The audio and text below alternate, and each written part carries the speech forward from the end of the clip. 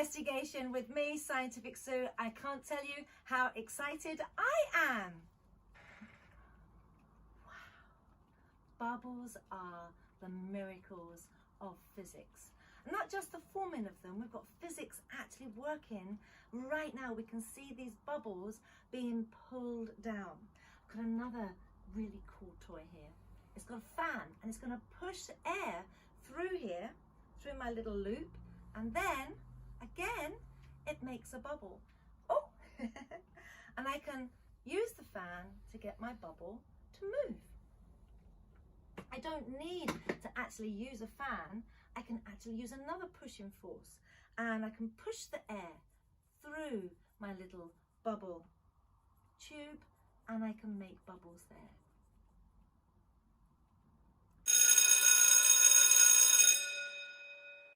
And I want my volunteer to use a small pot of bubbles to blow bubbles while I'm playing bubbles too.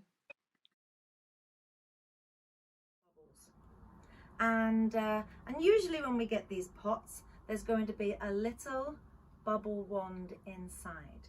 So instead of using the electrical fans or using our pushes, we're going to use our lungs to blow through the wands. And to do that, we have to be gentle because these bubble films are very delicate. If I use a small bubble wand, I get small bubbles. If I use a bigger bubble wand with a bigger bubble aperture, I will get a larger bubble. Again, as we've got it much larger there, we then form much larger bubbles. There we go.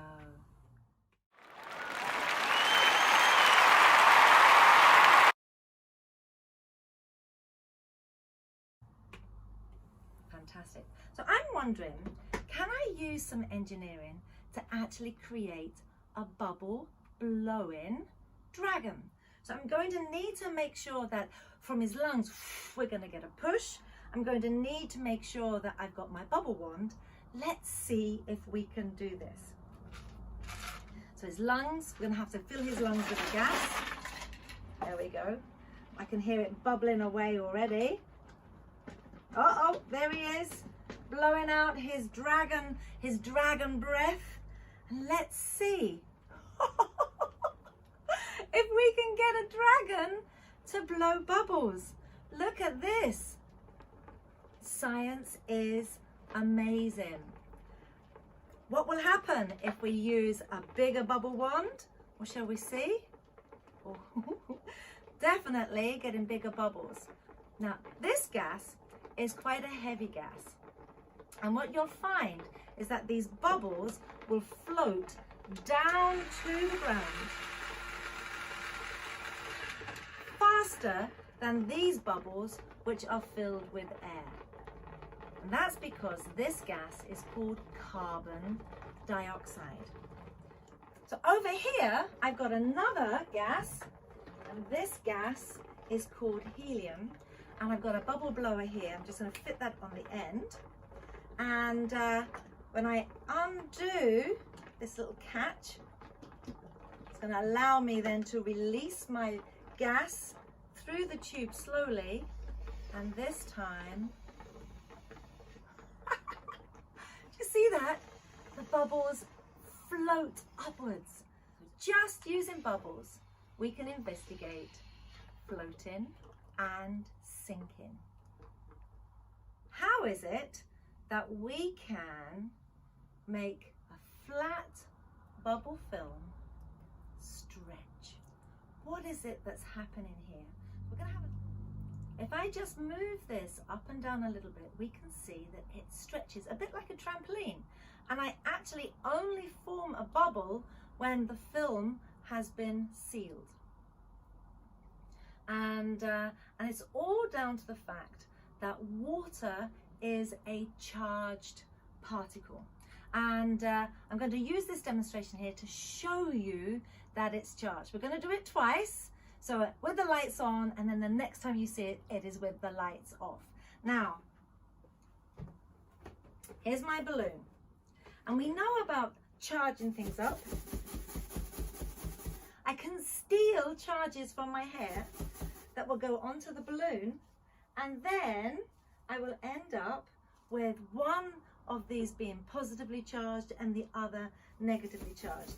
And when we've got opposite charges, we get them to pull together.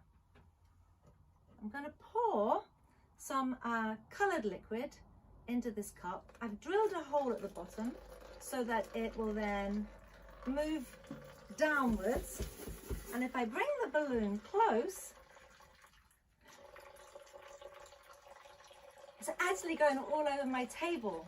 You can do this at home. Just have your tap a little bit on with the water, a very fine amount of water going there. Rub a balloon on your hair, and then you can get that water to move.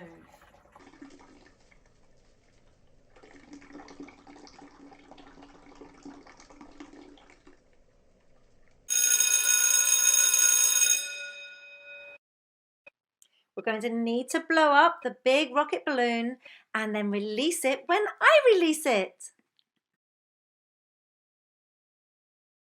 We are used to seeing materials that stretch. So I've got my balloon here, and if I push some air into the balloon, it stretches. The more air I push in, the more that balloon material stretches. So this is like a bubble.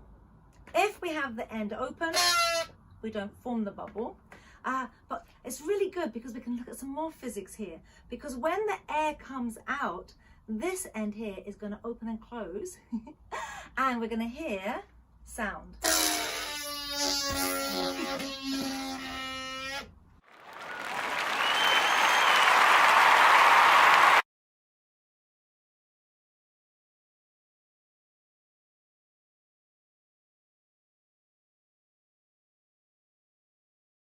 Let's do this now with a bubble.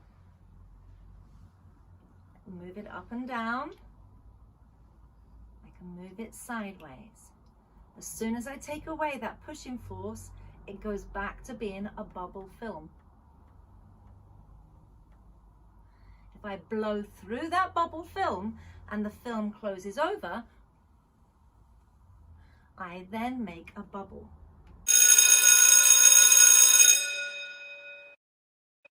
Using the giant bubble wand, I want my volunteer to copy just what I've done and then finish with a really big bubble.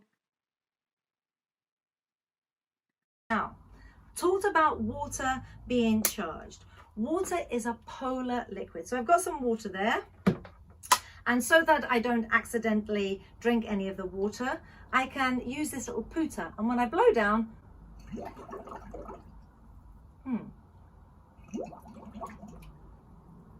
it forms a bubble, but the bubble bursts pretty much immediately. I can do exactly the same in some cooking oil.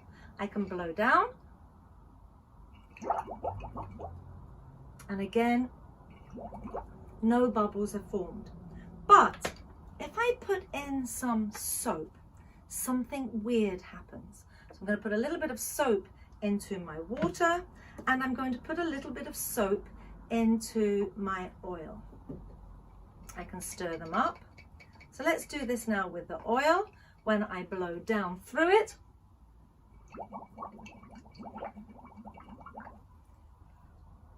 we see the air go through it, but there are no bubbles. Weird, yes? This is not a charged molecule. It's a non-polar liquid. But with any other polar liquid, when we blow down through it, let's see what happens.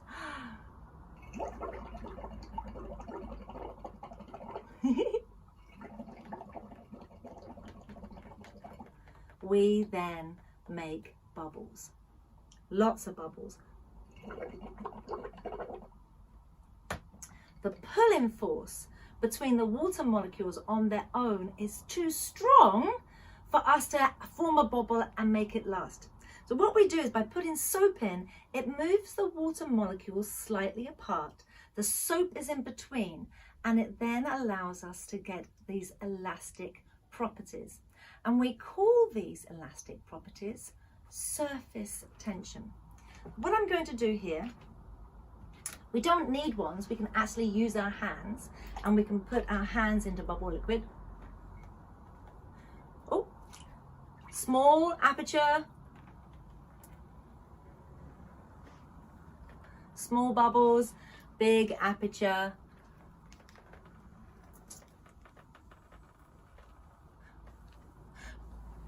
Big bubbles. I'm going to use this bubble solution and I'm going to pour it into my tray. And what I've done here is I've put some string around my hanger, and then across it I've put the weird light string that we have whenever we've got our balloons. Now at the moment I've got a smiley face. If I burst that bubble film, all of a sudden I've got a sad face. Gravity pulls everything down. So what is pulling this up? Take that bubble away and then it goes back down again. This is evidence that our water molecules are charged.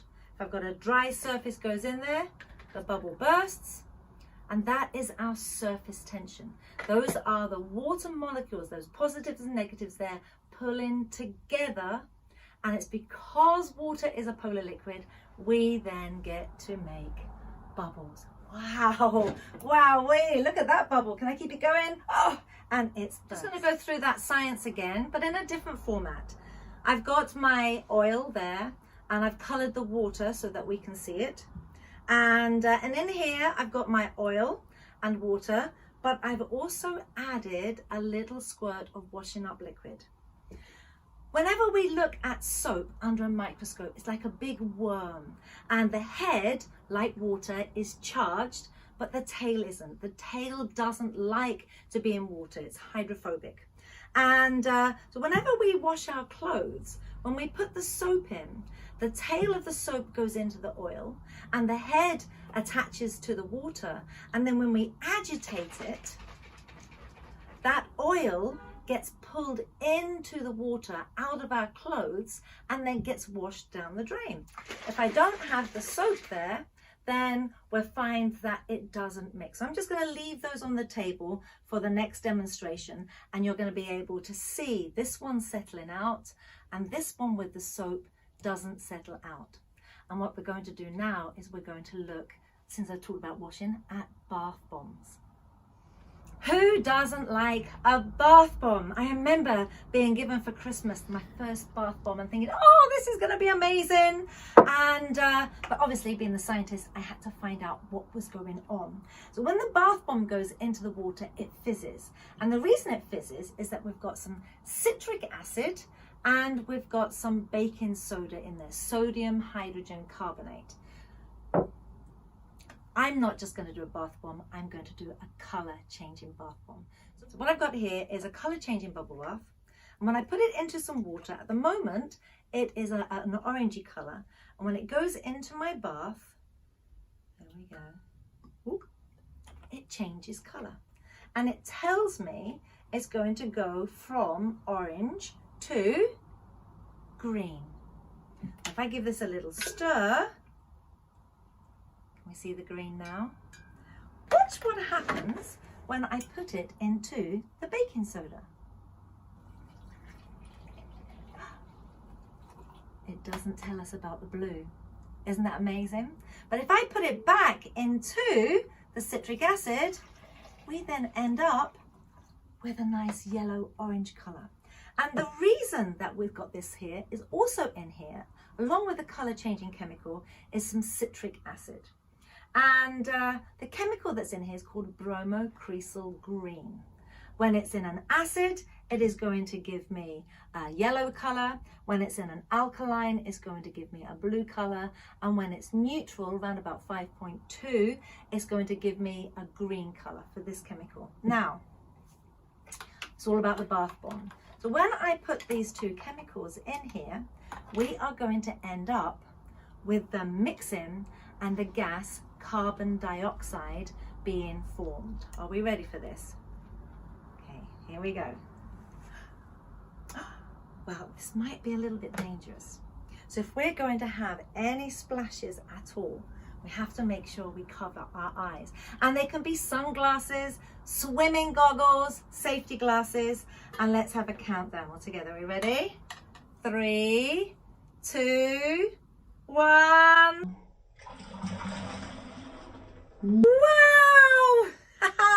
But it's not as exciting as I would have liked it to have been. When I put my bath bomb in my bath, all of the water actually stayed in my bath. It was pretty boring. But what I do know is that the gas that this has made is called carbon dioxide. And if I make the gas carbon dioxide, imagine this is the gas here, and I put pressure on it, and pressure on it, and pressure on it, I can make the volume of that gas get smaller and smaller until it's not a gas anymore. It turns into a solid. And we call that solid dry ice. And I just happen to have some here. And if I put the dry ice in here, oh, wow, look, we've got that wonderful gas being formed. Here we go. Woohoo! Before I do this, I've got another indicator in here. And I've got some washing soda. This is going to be an alkaline solution. And it goes in and it gives me a lovely pink colour. If I put my dry ice in here, let's see what happens. It's bubbling away. Those bubbles of carbon dioxide are moving up through that solution. Still pink. 4, 3, 2, 1, and Billy. Ta-da! It's now clear again. Carbon dioxide is acidic. So this phenolphthalein that I've put in there is pink when it's in an alkaline and it's clear when it's in an acid. It's boiling here. This water was at room temperature. This water here is a little bit hotter. So I'm wondering maybe if I've got a big temperature difference, I can get maybe it to be a little bit more explosive. The temperature of this gas here is minus 78 degrees. So we're going to have a temperature difference of more than 100 degrees Celsius. Are you ready? 3, 2, 1. Yes! Look at this! Oh no. Oh, oops. Hang on a minute. Oh my goodness, I need a helper. Why can't I have volunteers on stage with me anymore? This would have been their job, protecting my table from all of these. But look, when I burst these bubbles, that wonderful carbon dioxide gas comes out now. I love this. Ooh. While that's taking over my table then, I'm just going to put this on the floor and I'm going to bring back another pot. Here we go. We're going to be using that in a minute. And whenever we get lots of bubbles like this, we end up calling these smaller bubbles foam. So I now want to investigate foam. Wow, so we made lots and lots of foam in that bath bomb. So Maya is going to show us how to use a bubble blizzard to make some foam. So do you want to dip that into the bubbles for me? And take it out and blow down through your tube. Good girl, good girl. And these machines, they're amazing. We can make, and then we can burst the foams. If you don't have these bubble blizzards at home, don't worry. So Lainey, can you get me a bottle? And that's yours. And pass me the other bottle. That's mine. And what we're going to do is we're going to put our socks over the bottles. So I've cut the bottom of the bottle off. We're then going to push this on. Push it into me. Fantastic. And now you're going to hold that bottle for me. And Maya's still blowing away there, making foam. She's absolutely amazing. So you're going to push that in. Push, push, push, push, push. Now this time, well done. I want you to dip that part of your sock in there. And just like Maya, you're going to blow down. Don't suck, otherwise the bubbles are going to go into your mouth. And wow, look at this. And we can make foam columns. So what we're going to do is, who can make a column which is the tallest. I think I'm winning at the moment. Oh, mine broke. And look, woohoo! Well done, Maya. This is amazing. And but as soon you win. But as soon as I put this foam into my hands, if I try to bounce it, well, it's not possible. So I'm thinking, is it possible to get foam that we can bounce? I want my volunteer now to copy what I do and see if they can bounce their foam 4 times. And what I've got here is some foam, and if I put it into my hand, whoa, it's liquid soap, but the bubbles are so small, it actually gives it a property of looking and feeling like a solid, which we can bounce.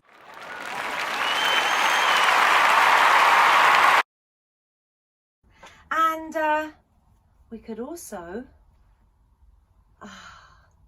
shall I? Woo! Yes, it's like a snowball. Now watch this. Oh, hang on a minute. Oh, I've got the body and I now have the head. We have made a snowman, and I love this foam. Now, if you're going to use it for snowballs, definitely something to do outside. It comes in lots of different colours. We can have pink. So we're going to have one pink eye there. We're going to have another pink eye there. It comes in blue and it comes in purple. So I'm going to give it a nice little blue mouth. There we go. And I'm going to leave that there for a little while. But I want to introduce you to this symbol here. This symbol, danger, flammable. And what we have, a small symbol on the back here, we have got that same symbol. So when these bubbles start to burst, the gas inside there is going to be butane. The gas inside these bubbles is carbon dioxide, and earlier we used helium. So we can put different gases inside our bubbles. There's a problem with this one here though, because over a period of time, this area is going to be filled with that gas called butane. Let's find out what happens. You may ask, why does Scientific Sue have Peppa? Well, Peppa is just about to get into a bath. Not an ordinary bath, she's going to get into a bubble bath, a colour changing bubble bath. And like lots of farmyard animals, Peppa likes to eat cabbages and Brussels sprouts. And that means she's going to make a lot of gas inside her tummy. And we call that gas methane, very similar to the gas that we have inside our bubbles here, which is called butane. Now, whenever we're going to burn something, obviously I'm going to put my safety glasses back on again, we need to have a fuel. So we're going to have our butane and our methane as fuel. We need the gas oxygen. So let's breathe in and breathe out. Oh, keep breathing, otherwise you'll die. Keep breathing, that's it. And we need a fuel. So what I'm going to do is I'm going to very carefully touch one of these bubbles here. 3, 2, 1. And those bubbles start to burn. Now, unfortunately, the room is very bright and you can't see them burning. So Peppa Pig is going to help us with this. She's going to jump into the bath and she's going to do something rude. She's going to release the gas from her bottom in through the bath water. Okay, so here we go. 3, 2, 1. Oh, well done, Peppa. So we've got her now getting rid of that gas in her bottom, and it's now in the bath. Remember, butane is flammable. 3, 2, 1. So if you are using these foams in your bath, Make sure there's no sources of heat, because you could end up getting burnt, and we don't want to have that. So it's very, very important that whenever you've got any chemicals at home, for the bath or the kitchen, that we look at the symbols and we understand what the symbols are. And the problem with snowmen is when they start to heat, they melt. Now, I'm going to need some more help here. I love this camera magic. 1 minute I'm killing a snowman, and the next minute the table's clear and I'm back again with some dry ice. Watch, I love looking at this gas. And so if we do have a fire, you'll find in work and school there's going to be fire extinguishers, and one of the gases in the fire extinguishers is a gas called carbon dioxide, and we use it because it is very heavy and it covers the fire and it puts the flames out. But what has that got to do with a snowman? Well, I wonder. Oh my goodness. Oh my goodness. We've got a ghost. Okay.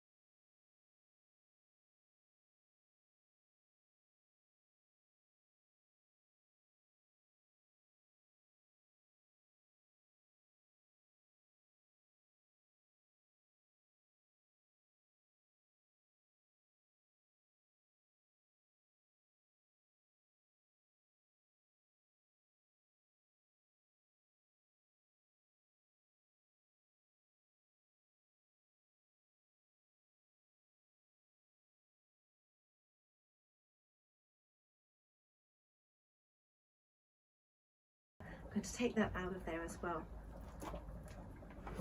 Inside here then,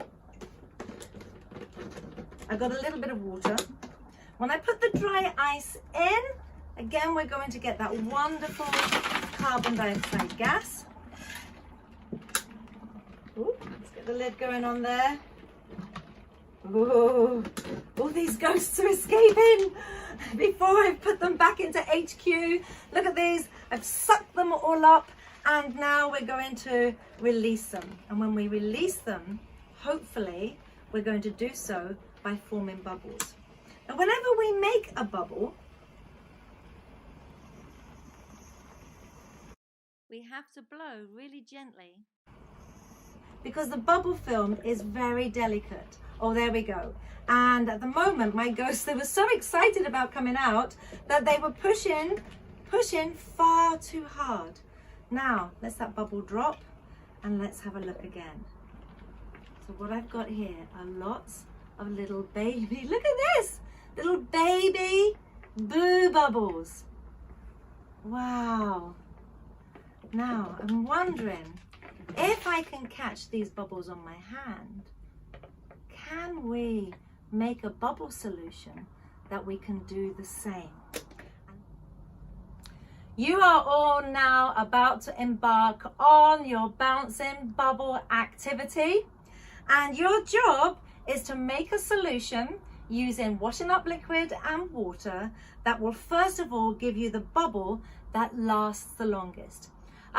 You've been given pipettes or a straw or a bubble wand, but everybody in the room must have the same thing, because we're talking about fair testing. You're going to blow down and form a bubble. If the bubble touches any dry section, it's going to burst. So make sure you get your pipette nice and wet.